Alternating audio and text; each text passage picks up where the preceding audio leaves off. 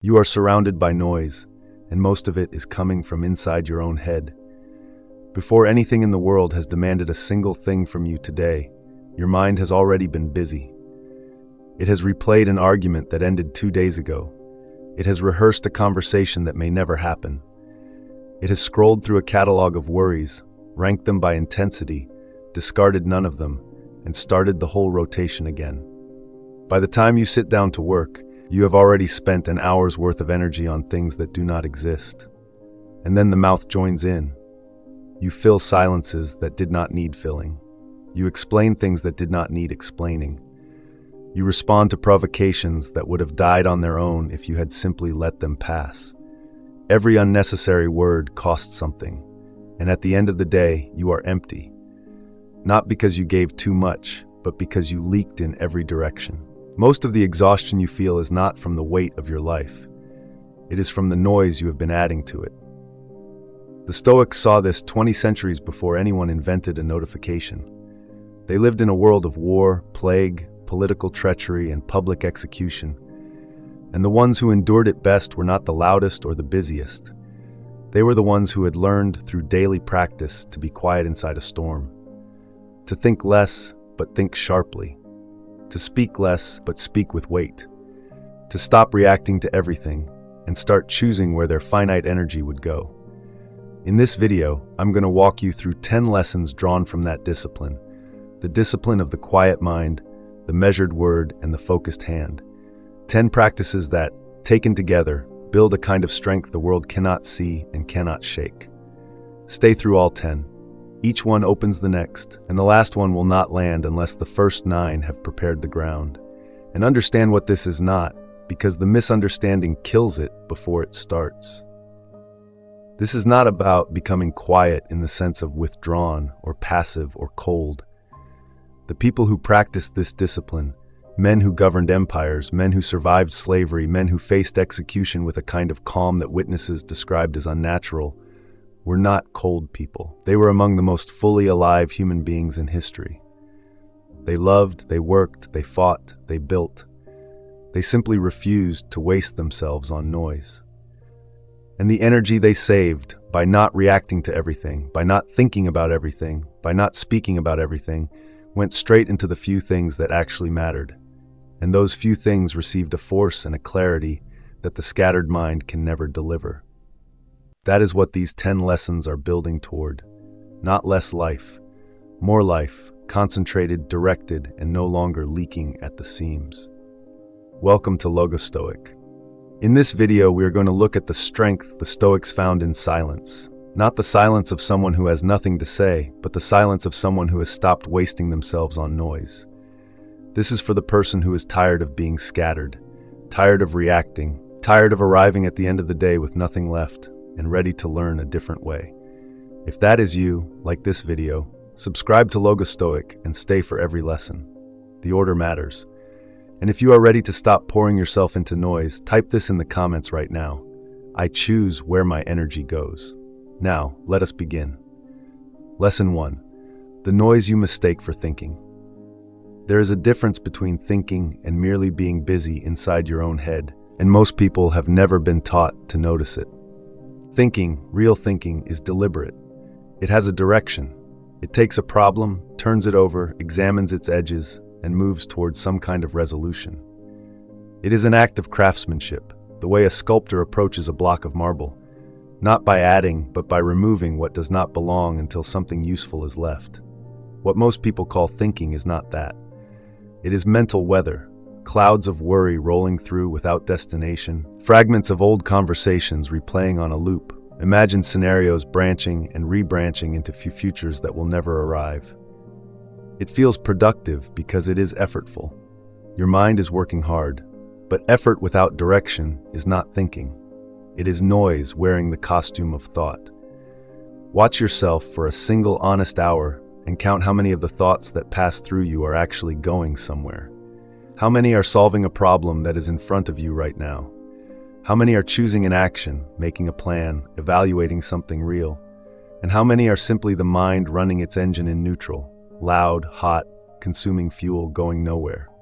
Marcus Aurelius wrote that the happiness of your life depends upon the quality of your thoughts, not the quantity, not the speed, the quality.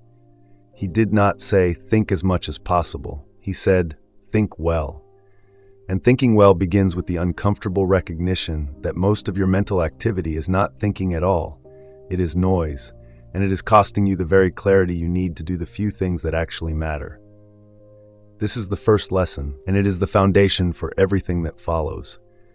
The mind that cannot distinguish between signal and noise will spend its best hours amplifying static. Learn to hear the difference. The signal is quiet, directed, useful. The noise is loud, circular, and disguised as importance. You do not need to think less in the sense of becoming empty. You need to think less in the sense of refusing to entertain what adds nothing, so that what remains is sharp enough to cut. Picture the difference in a single morning. One person wakes up and the mind is immediately loose, running everywhere at once, replaying yesterday's awkwardness, projecting tomorrow's uncertainty, generating opinions about a headline they have not even read. By the time they sit down to work, their internal resources are scattered across 100 surfaces, and there is nothing concentrated enough to accomplish what the day actually requires. Another person wakes up, notices the same thoughts beginning to stir, and does one thing differently. They let most of them pass, not by fighting them, by recognizing that these are not instructions, they are weather. And weather does not need a response. It needs to be observed, briefly, and then allowed to move on. That person arrives at their desk with something the first person has already lost. Not more intelligence, not more time, just a mind that has not spent its first hour amplifying noise. And from that quieter starting point, everything, the work, the conversations, the decisions, becomes sharper. Not because the world is different, because the instrument is cleaner. Most of what you call thinking is not thinking at all. It is noise, circular, aimless, disguised as importance. And it has been draining the very clarity you need for the things that matter. Filter the noise. Now, your mind is not a public square. Not every thought deserves your energy. The signal is quiet and the noise is loud. Learn the difference. You filter the noise. Type it below, I filter the noise. Lesson 2. Not every thought deserves a seat at the table. Your mind generates thoughts the way a city generates traffic, constantly, automatically, most of it going nowhere important. The question is not how to stop the traffic. It is which vehicles you allow through the gate. Epictetus taught his students a practice so simple it sounds almost too small to matter, and so difficult that most people never manage it for a full hour. When an impression arrives, a worry, a judgment, a surge of anger, a flash of doubt, do not immediately accept it as true. Pause. Examine it. Ask, is this real, or is this my mind constructing a story out of incomplete evidence? Is this useful, or is it merely loud? Does this belong to me, or has it wandered in from somewhere else? Most of what arrives in your mind uninvited does not survive these questions. The worry about what someone thinks of you. Whose territory is that? The rehearsal of a confrontation that has not been scheduled. What problem does it solve? The low-grade dread about something 6 months away that you cannot influence today. What does carrying it right now accomplish besides exhausting you? The Stoics called this the discipline of assent. You do not control what arrives at the gate. You control whether you open it. A thought can knock as loudly as it wants. You are the one who decides if it gets a chair, a meal, and a bed for the night, or if it is turned away at the door and left to dissolve in the street where it belongs. This is not suppression. Suppression is slamming the gate and pretending nothing knocked. This is examination. Opening the gate calmly, looking at what is standing there, and deciding whether it is worth your hospitality. Most of it is not. And the day you begin to see that clearly is the day your mind starts to become a quieter, more powerful place, not because fewer thoughts arrive, but because fewer of them are allowed to stay. Consider what happens when you do not practice this. A single critical remark from a colleague becomes an all-day trial. Your mind calls witnesses, constructs closing arguments, replays the tone of voice from 6 different angles, and delivers a verdict that was never yours to render. By evening, you have spent 4 hours in a courtroom that does not exist, prosecuting a case that the other person forgot about before lunch. The thought knocked once. You not only let it in, you gave it the master bedroom and cooked it 3 meals. And the worst part is, you did all of this voluntarily. Nobody made you. The thought was loud, and you mistook loudness for importance. The discipline of assent is simply the recognition that loudness and importance are not the same thing. The thought that shouts the hardest is often the one that deserves the least attention, because the truly important things in your life rarely arrive screaming. They arrive quietly, patiently, and they wait for a mind that is not too crowded to notice them. When you learn to turn away the loud visitors, you make room for the quiet ones, and the quiet ones are almost always the ones worth keeping. Here's a way to begin tomorrow morning. Before you check anything, before the world has had a chance to install its priorities in your head, sit for 2 minutes and watch what arrives. Do not engage. Do not solve. Simply observe the parade of thoughts as they come. The worries, the plans, the fragments of yesterday. And notice how many of them are repeats, how many are stories rather than facts, how many are about things you cannot influence today. You are not meditating in any formal sense. You are simply meeting your own mental weather before deciding to walk out in it.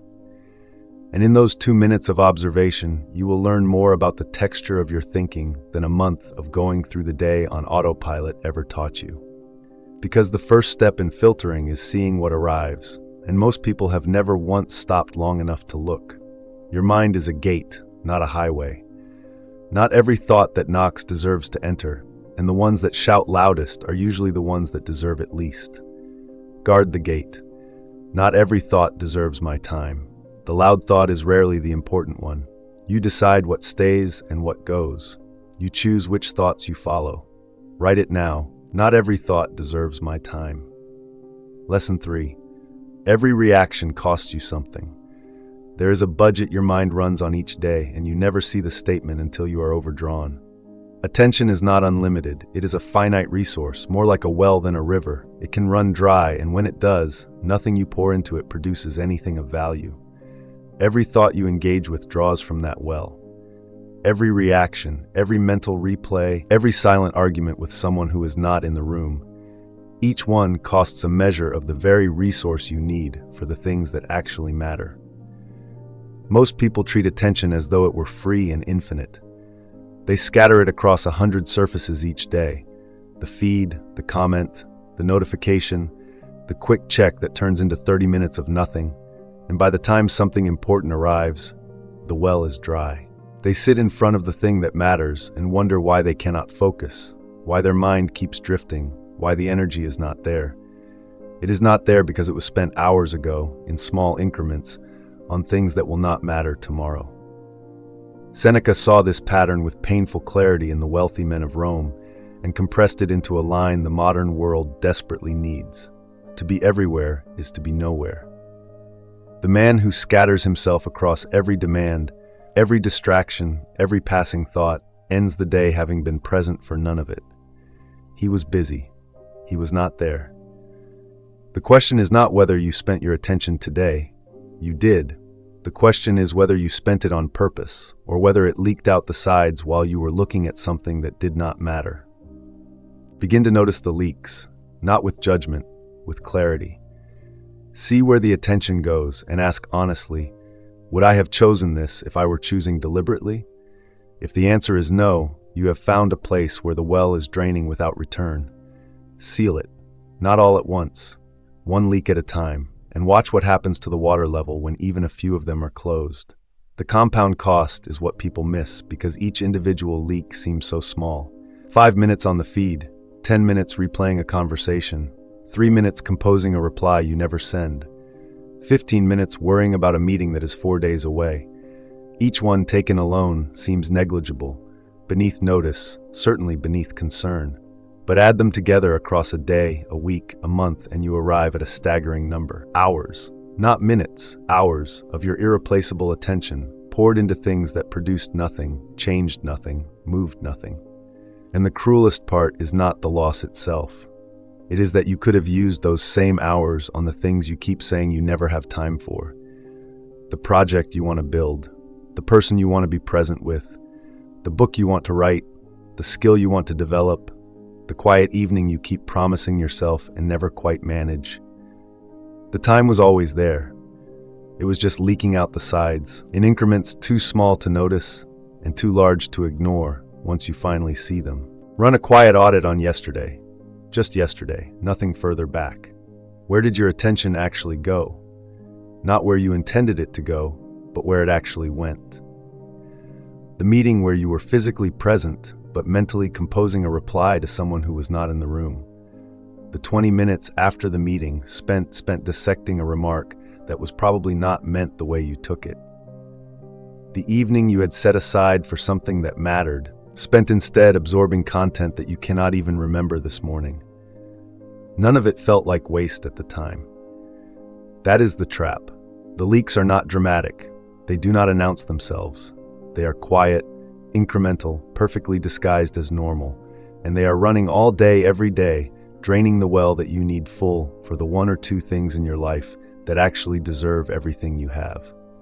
Seneca wrote that people guard their property with walls and locks, but leave their time, the one thing that can never be replaced, open to anyone who wants a piece of it. 2,000 years later, the locks are stronger, and the time is given away faster than ever. The solution is not to become a miser with your attention. It is to become honest about where it is going, and brave enough to redirect it when the honest answer is nowhere that matters. Your attention is the most valuable thing you own, and you have been giving it away without noticing, to noise, to reactions, to things that were never worth the cost. Seal the leak. Now, stop spending your attention on what does not matter. Your focus is not free. Your energy is not infinite. Every reaction costs you. You choose where it goes. Type it below right now. I choose where my attention goes. Lesson 4. The pause is not hesitation. It is power. Between every stimulus and every response, there is a space. Most people move through it so quickly, they never know it exists. The Stoics lived inside it. When something hits you, an insult, a setback, a piece of bad news, even a sharp tone from someone you expected warmth from, the body reacts before the mind has time to think. The heart rate shifts, the jaw tightens, the hands want to move, and there is an almost physical momentum pushing you toward a response. Something that matches the intensity of what you just felt. That momentum is not wisdom, it is reflex. And the reflex, left unchecked, will choose your words for you, your tone for you, your next hour for you, in a direction you would not have chosen if you had been given 3 seconds to think. The pause is those 3 seconds. It is not inaction. It is the most concentrated form of action available to you. The act of refusing to let the reflex finish its sentence before you have decided whether you agree with it. In that pause, you are not suppressing, you are choosing. And the difference between the person who pauses and the person who reacts instantly is not speed, it is sovereignty. One is governed from the inside, the other is governed by whatever walked in the door. Marcus Aurelius began each morning by deliberately imagining the kinds of people he would encounter, the ungrateful, the arrogant, the dishonest, so that none of them would catch him off guard. He was not being pessimistic. He was pre-building the pause. When the arrogant man arrived, the pause was already there, installed the night before, and the reflex had nowhere to land. You can build the pause the same way, not by gritting your teeth in the moment, which rarely works, but by practicing it in the small, low-stakes situations first. The slow driver, the rude cashier, the colleague who interrupts. Use those as your training ground. Feel the reflex rise, let it knock, and choose not to answer immediately. Not because you have nothing to say, because you are the one who decides when to speak, not the reflex. The pause gets easier with practice, not because the provocations weaken, but because the muscle of choosing strengthens.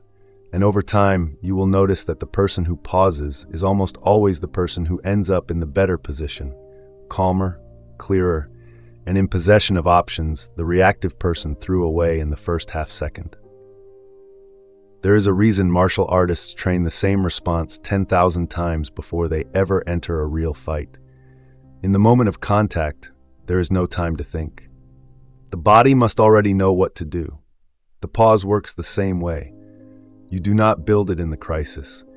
You build it in the ordinary Tuesday with the small irritations, so that when the real provocation comes, the betrayal, the loss, the moment where a wrong reaction could cost you something you cannot get back, the pause is already installed, already practiced, already part of how your nervous system operates. The person who has trained the pause 1,000 times on small things will use it instinctively on the large ones.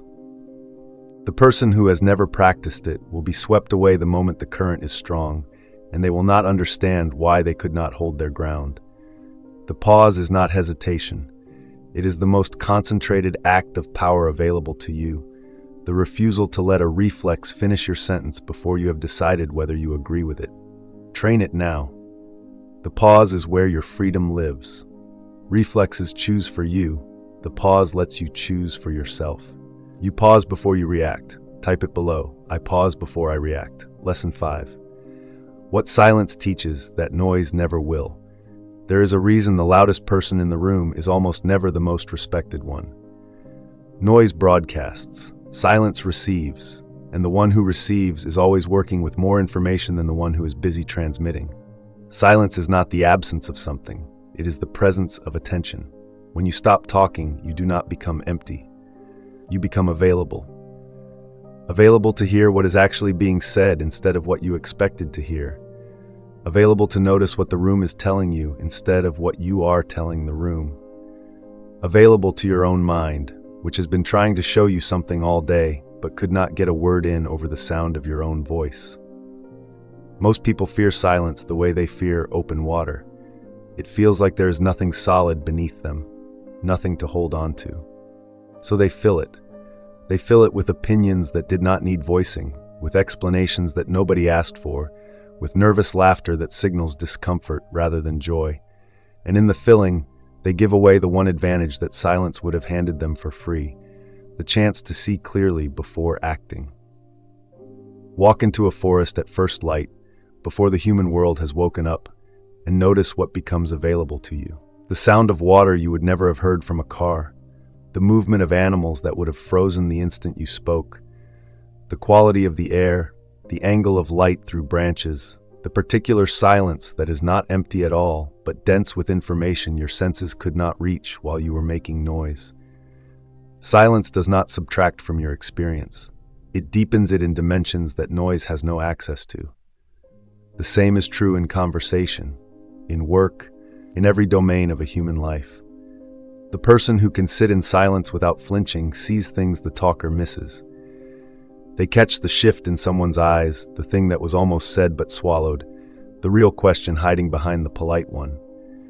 And when they finally speak, they speak from a place the talker can never reach, a place where the words have been weighed, considered, and chosen, not merely generated.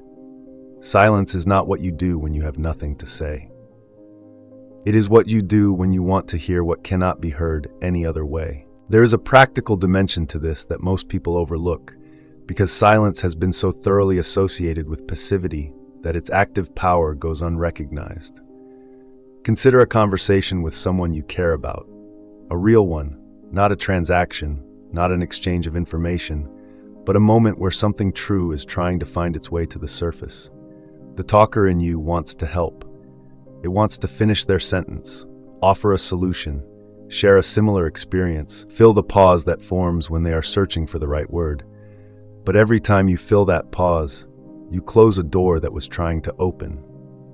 The other person was reaching towards something they have never quite said before, and your helpful interruption sent them back to the surface, back to the safe and rehearsed version, back to the words they have already used 100 times.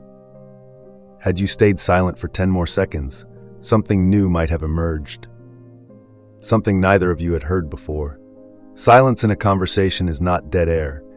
It is the space where the truest things finally find room to arrive. The loudest voice in the room is almost never the wisest.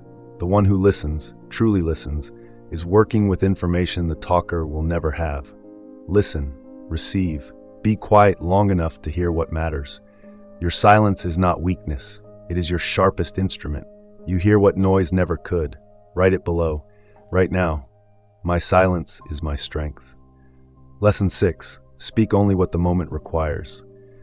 The Stoics had a saying that has been attributed to Epictetus in various forms, We have 2 ears and 1 mouth, so that we can listen twice as much as we speak.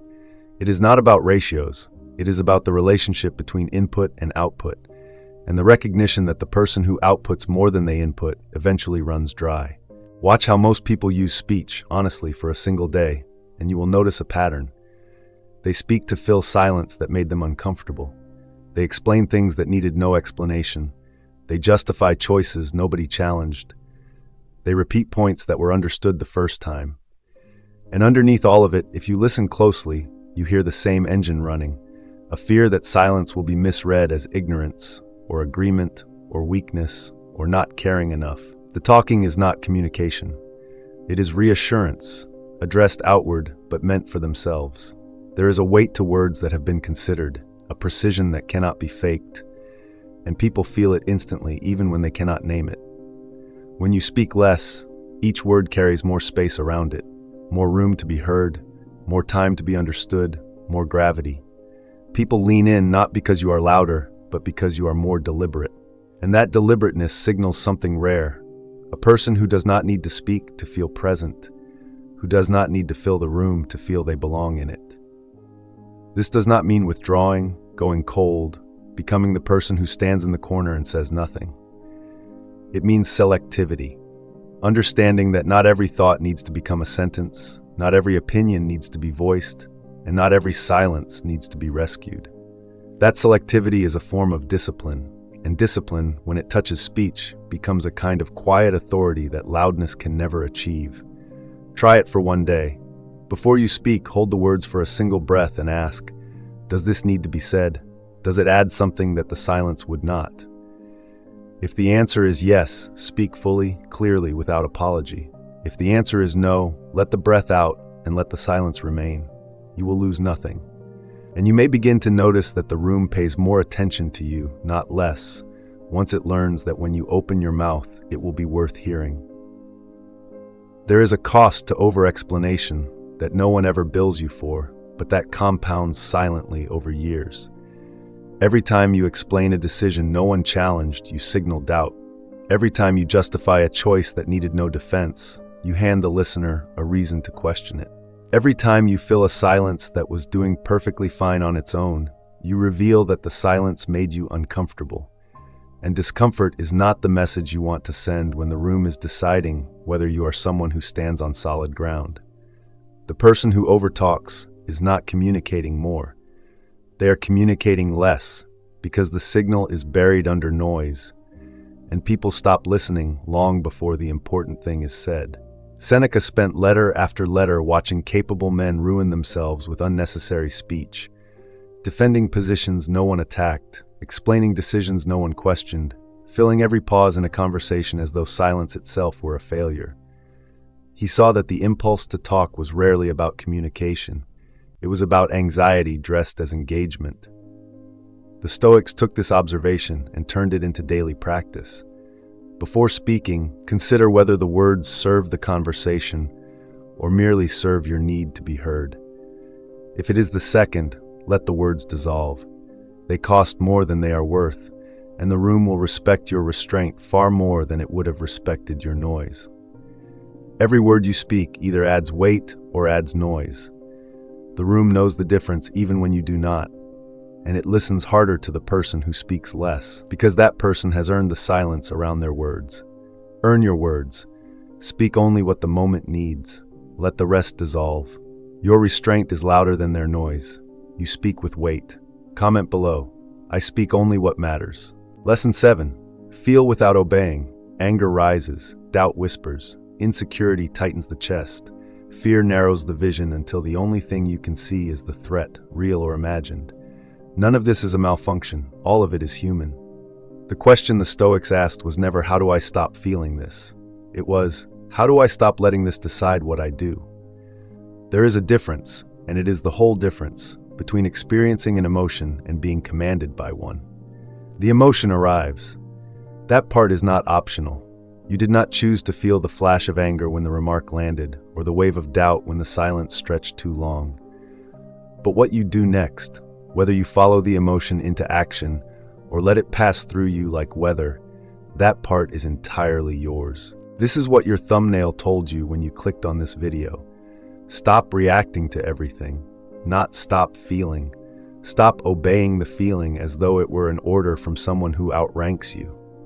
Because it is not an order, it is information, a signal from your nervous system telling you that something has changed in your environment.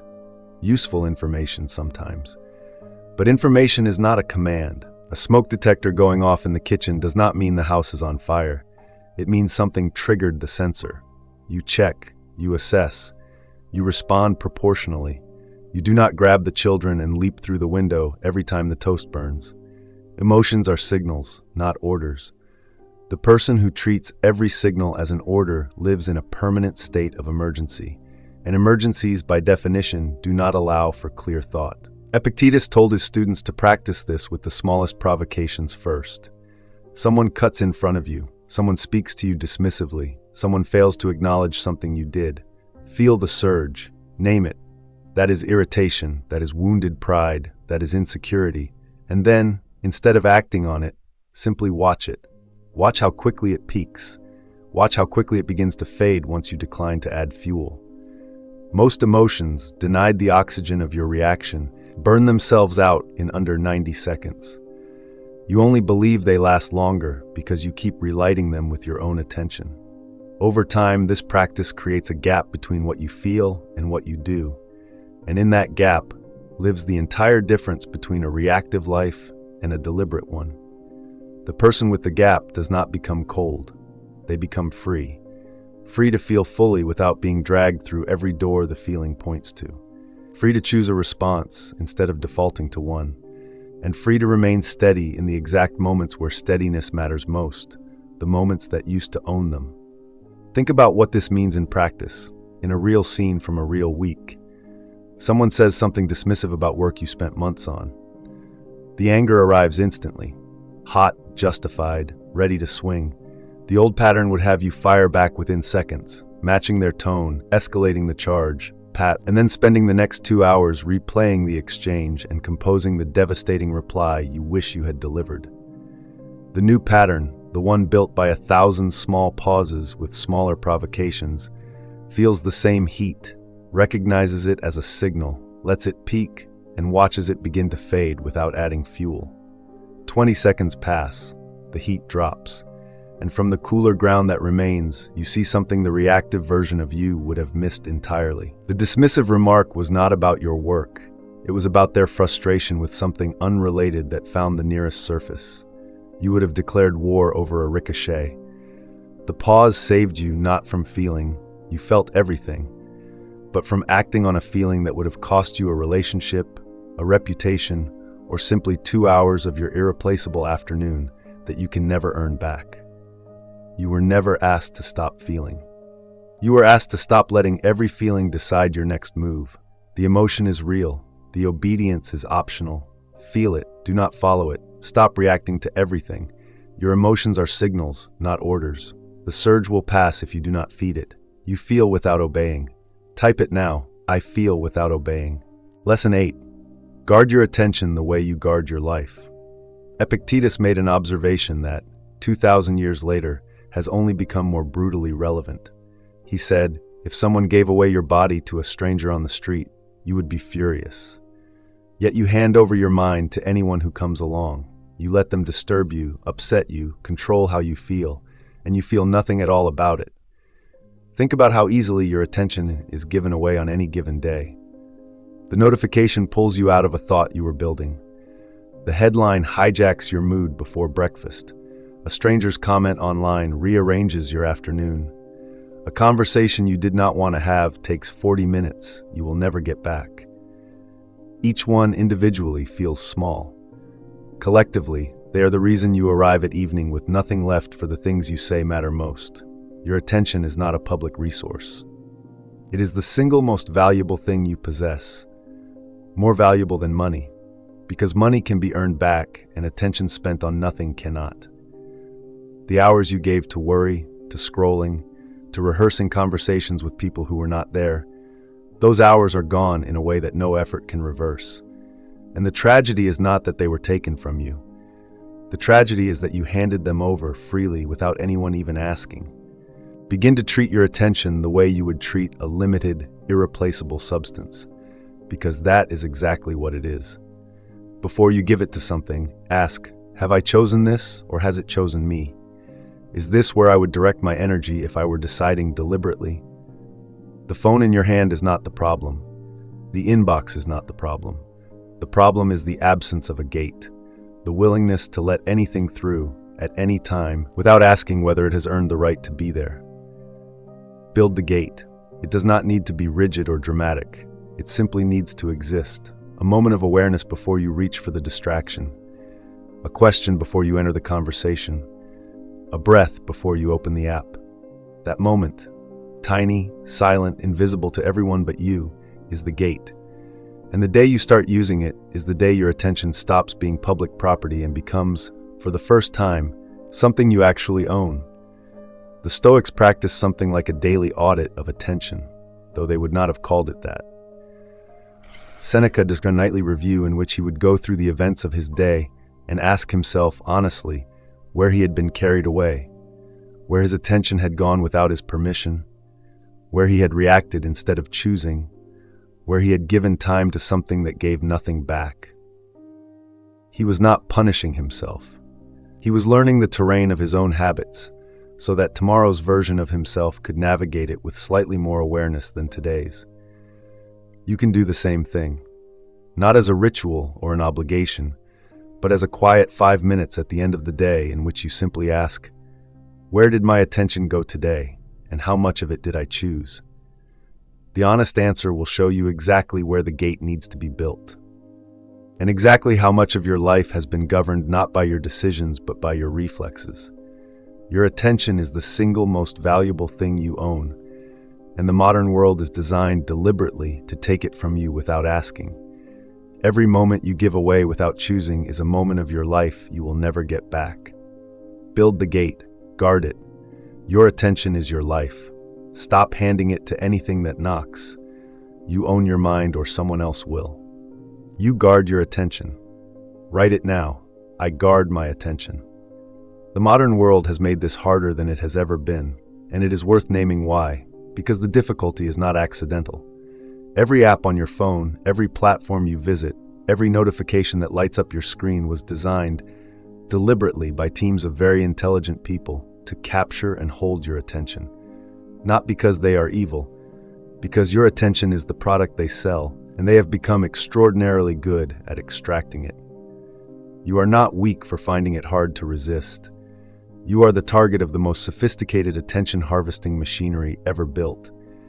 Knowing that does not free you from it, but it does clarify what you are up against, and it makes the discipline of guarding your attention not a nice idea, but a survival skill for anyone who wants to own their own mind in an age designed to rent it out. The gate you build does not need to be perfect. It does not need to catch every distraction. It simply needs to exist as a conscious checkpoint, a moment of awareness where you ask, before your hand moves, before your eyes shift, before your attention leaves the thing it was doing, did I choose this, or is something else choosing for me? That question asked 20 times a day is the beginning of ownership. And ownership of your own attention is, in the end, ownership of your own life. Because your life is nothing other than the sum of what you paid attention to while you were living it. Lesson 9. Do less, but do it completely. There is a difference between motion and direction that most people never learn, because motion feels so much like progress that the illusion holds for years. Motion is answering emails while half listening to a meeting, while mentally drafting a message to someone else. It is busy. It feels productive. At the end of the day, you are exhausted, and the exhaustion itself seems like proof that you worked hard. But look at what was actually accomplished. Not started, not touched, not moved an inch, but finished, completed, carried to a point of genuine value, and the list is almost always shorter than it should be. The motion was real. The progress was an illusion. Direction is the opposite. It is choosing one thing, not because only one thing exists, but because you have decided that this one right now deserves the full force of your attention, and giving yourself to it without splitting, not checking the phone between paragraphs, not toggling between tabs, Not planning the next task while you're still inside this one. Just this, fully, until it is done or until you have given it everything the hour contains. The archer who draws the bowstring does not think about the second target while aiming at the first. The string holds one arrow. The eye tracks one point. The whole body organizes around a single intention, and it is that singular organization, not the strength of the arm, that sends the arrow where it needs to go. You have been trying to knock 5 arrows at once and wondering why none of them land. Depth takes time.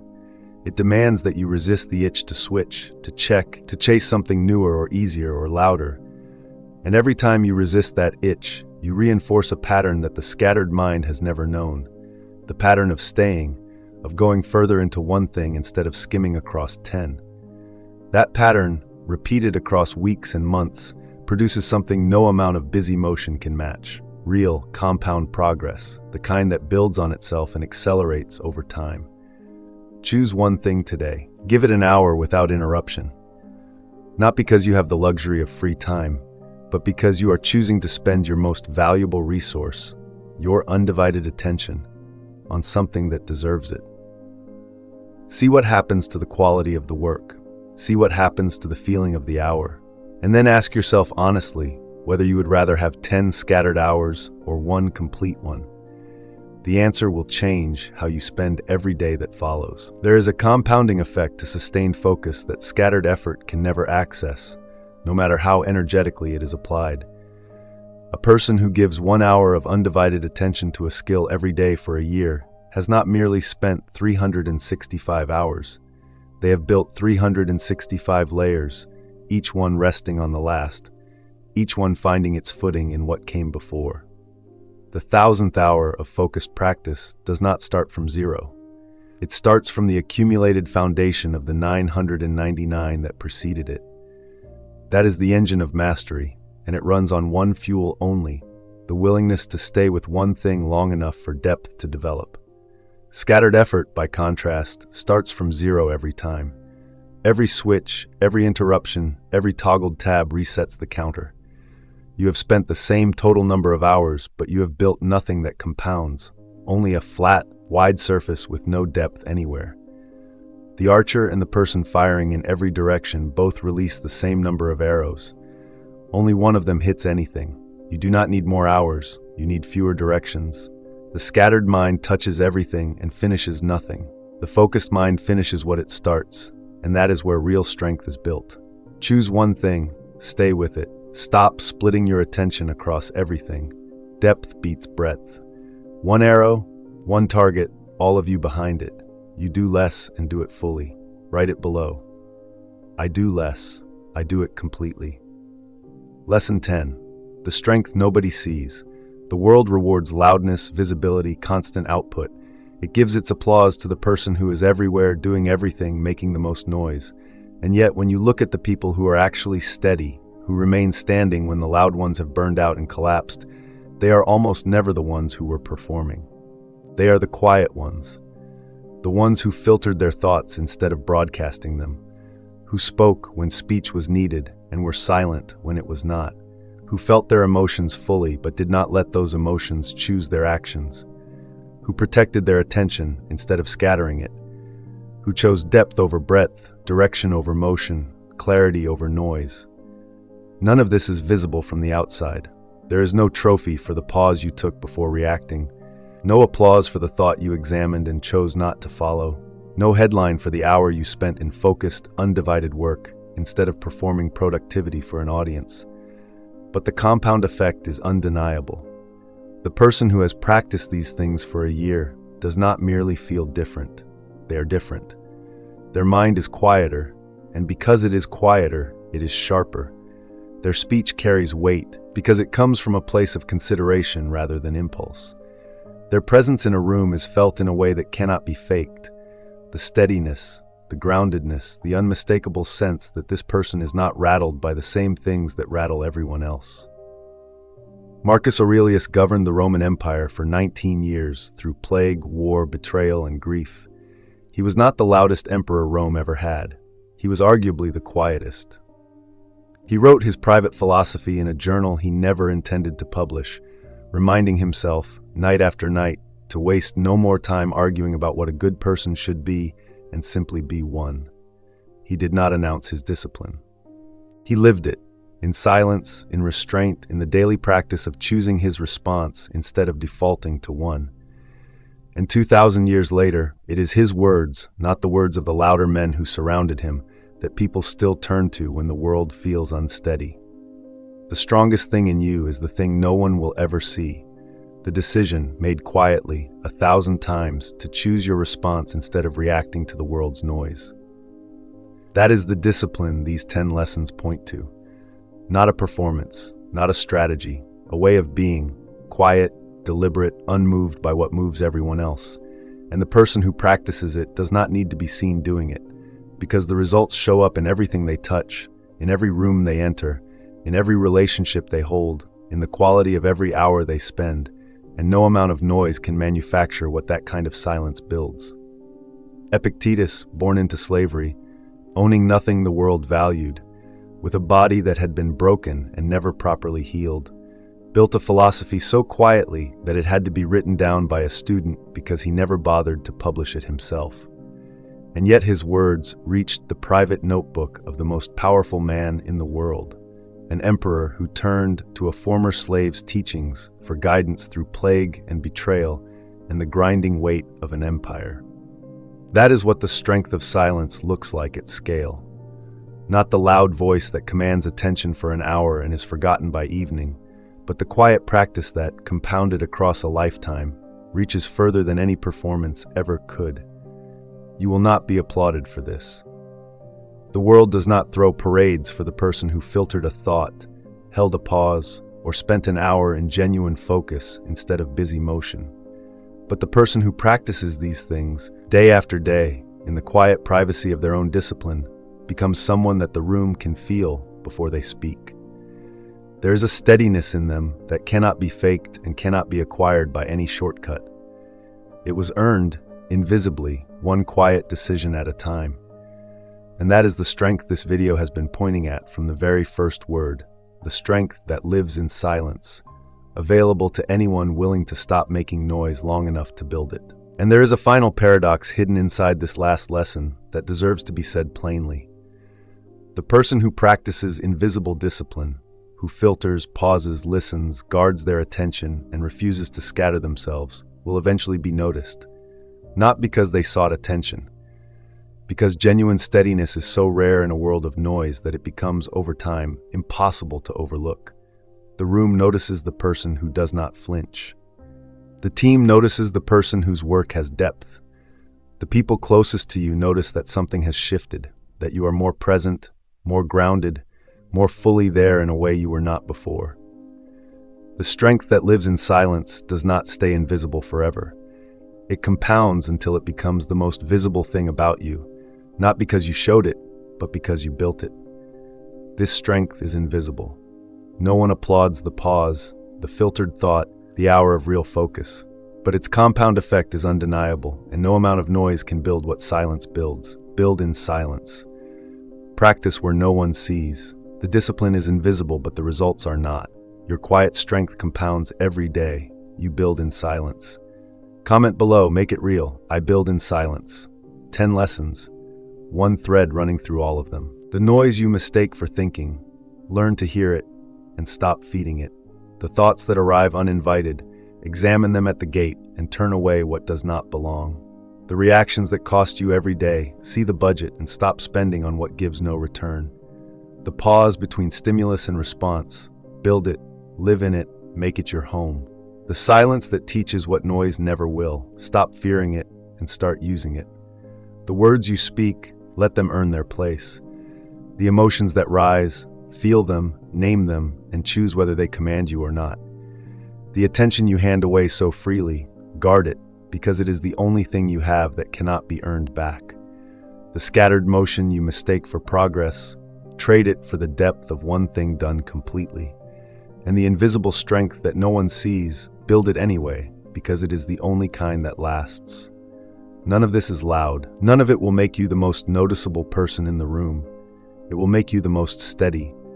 And in a world that shakes everything it touches, Steadiness is the rarest kind of power there is.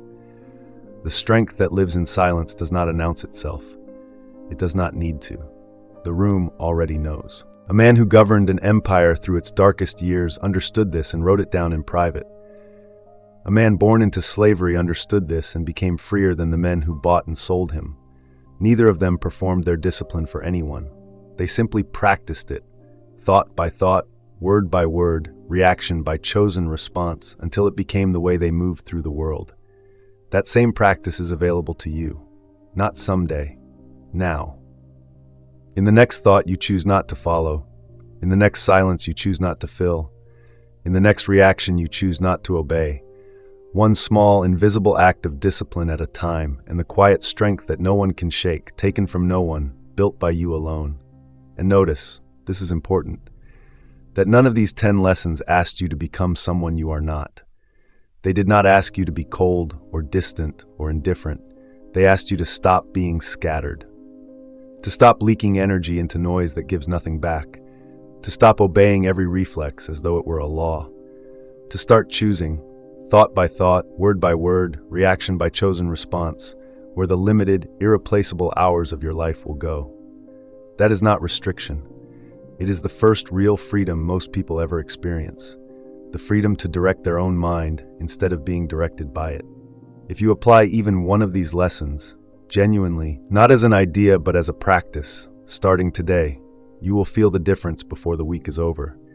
The mind will be quieter, the decisions will be clearer, the day will feel less like something that happened to you and more like something you chose. And if you apply all 10 consistently over weeks and months, you will become someone the room can feel before you speak. Not because you have performed anything, but because the quiet discipline you built in private shows up in everything you touch. That is the compound effect of silence. That is the strength no one sees. And it has been waiting for you, patiently, this entire time, built by you alone, starting now. If this video reached something in you, if even one of these 10 lessons loosened a pattern you have been carrying too long, take a moment to like it, not as a gesture, as a decision. Because this kind of content does not spread through algorithms alone. It spreads when one person who needed it sends it forward to the next, the way a candle lights another candle without losing any of its own flame. Your like helps it reach someone who is drowning in noise tonight and does not yet know that silence is an option. In the comments below, write one thing, one practice you choose to begin today, not when conditions are right, the thought you will stop entertaining, the reaction you will stop obeying, the silence you will stop fearing. Write it where you and I and everyone in this room can see it, because a commitment made in the open has a weight that a private intention cannot match. And if you want to keep building, to return to these truths until they stop being ideas and start being the way you live, subscribe to Logostoic. We are here for the long practice, not the quick fix. May you think less and think sharply. May you speak less and speak with weight. May you stop reacting to everything and start choosing where the finite, irreplaceable hours of your life will go. The strength that lives in silence is already in you. It has been there the whole time. It was only waiting for you to stop making noise long enough to hear it.